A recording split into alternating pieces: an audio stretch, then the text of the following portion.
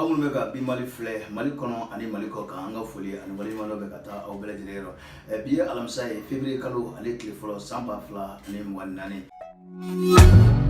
yala ngado kuna fono kono bakuru ba do flene ambe ada aw kuna ka fo bi alamsa février kalo kle folo samba fla ani mwanani franjo fo ma nyema mali konna na ndo ye colonel Asmi Goita aywa ikado ka fo ale bara do nundo katika ofo yana no ne ala sona anda bese alema fokata si aywa koro manga jamana kono ani jamana wache o ngongo mo anda bedo o belajilela amba fo na sanga bismillah bimalika kono fo no keneka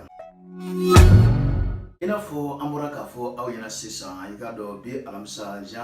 février kalo kle folo samba fla ani mwani nani mali franjo fo nyema colonel Asmi Goita aye aywa ikado ka fo aywa saraba barado ayo nundo afe katia no ikado ka fo mime talike ka bo mizela aywa bamako kuluba nikana kati osira ko binake awa saraba belebele fly wotone kofe ka bo GMC rola nikana kati samefe ikado ko fona binake saraba belebele fly nika fara kati du kona gudron a kilometre wolobla obina daine no wala biso wadaina negenye konondo wati mime talike franjo fo ma nyema la colonel Asmi Goita ka fara ma chamanga uye obara koni nundo ekati sanvarala aywa sorasu rebe aywa mobili kana kene baminga okonna kenenga ma chamatume akena konnana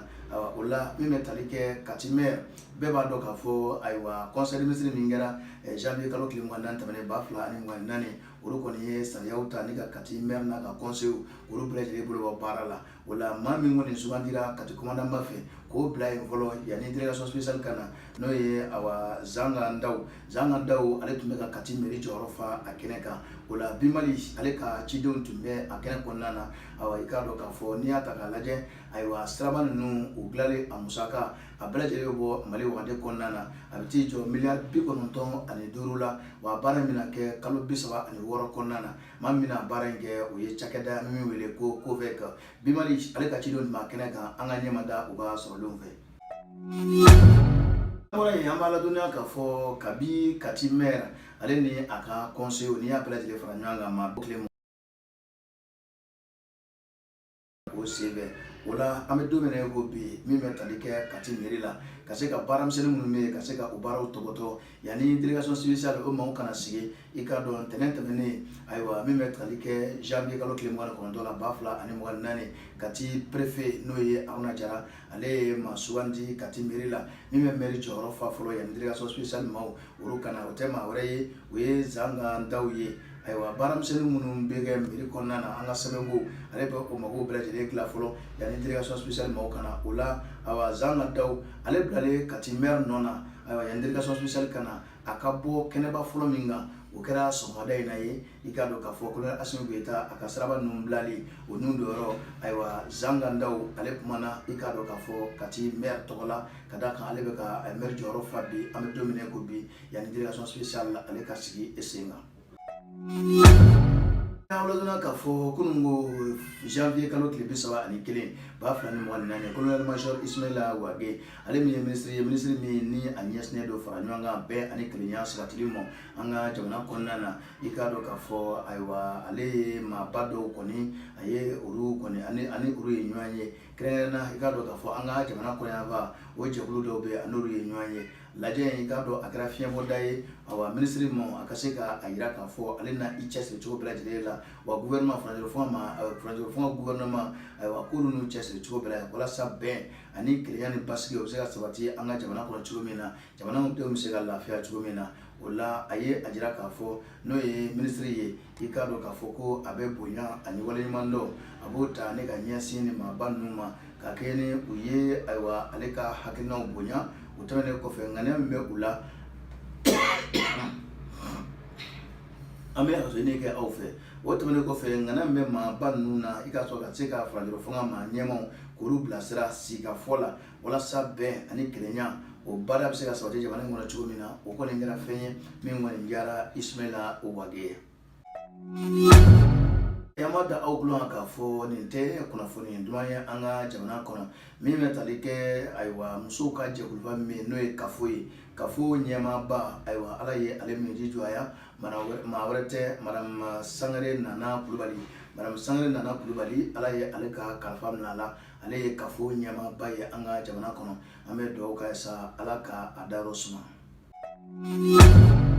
An b'a fɔ anw ɲɛna k'a fɔ n'an bɔra yen nɔ an bɛ taa Sotiba k'a ladɔnniya k'a fɔ ayiwa Sotiba ayiwa maa dɔ fana y'i fili n'o ye cɛ dɔ ye a y'i fili troisième pont kɔnɔna na an bɛ waati min na ko sisan min bɛ tali kɛ protection civile maaw la olu kɔni m'u sɔn u bɛ ka wulikajɔ cogo bɛɛ lajɛlen kɛ walasa u bɛ se ka maa kofɔlen ye cogo min na an bɛ awa dugawu k'a ye i k'a dɔn k'a fɔ ala ka a ko nɔgɔya.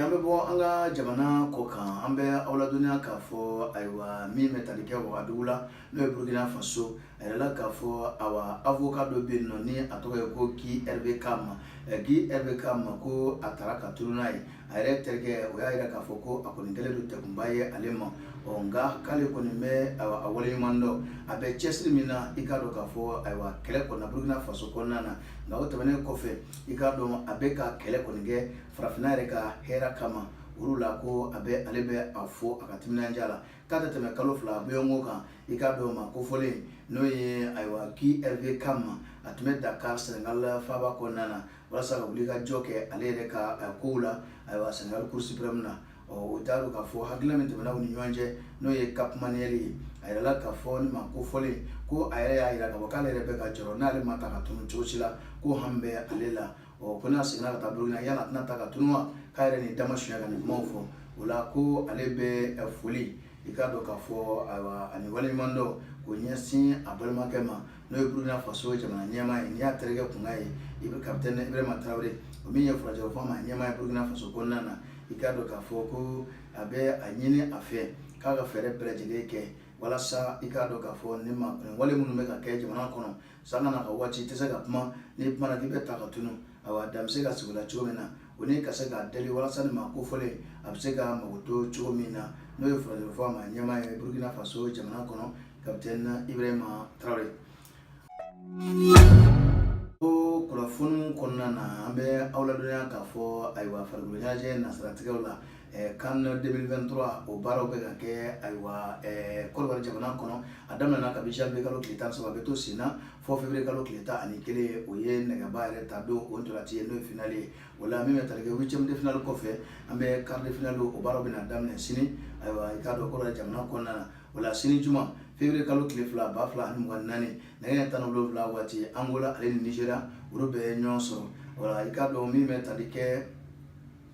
ayiwa Angola Nigeria olu bɛ ɲɔgɔn sɔrɔ i k'a dɔn o ye juma dɔ ye sufɛ nɛgɛ 20 waati Guinée Conakry ani République démocratique Congo olu bɛ ɲɔgɔn sɔrɔ sibiri février kalo tile 3 2024 nɛgɛ 17 waati Mali ale ni Côte d'Ivoire jamana u bɛ ɲɔgɔn sɔrɔ sufɛ nɛgɛ 20 waati Cap Vert ale ni Afrique du Sud olu bɛ ɲɔgɔn sɔrɔ an bɛ dugawu kɛ sa Mali ale ni Côte d'Ivoire i k'a dɔn sibiri nata ala ka Aigle du Mali ala k'u jɔyɔrɔ bɛɛ tintin ma a ko la nin bɛ dan sigi aw ka bi kunnafoniw la min lasera aw ma bi février kalo ale tile fɔlɔ 2024 an tɛ segin an tɛ ɲinɛ n'aw ye diya ninnu sɔrɔ a ka k'u fɛ k'u yɛrɛ kɛ wa an mago bɛ aw ka ladilikanw na sanga na ka waati walasa aw bɛ se ka kunnafoni lakika sɔrɔ k'a to aw ka sigida la an b'a fɔ yan sa aw ni ce aw ka lajɛli la.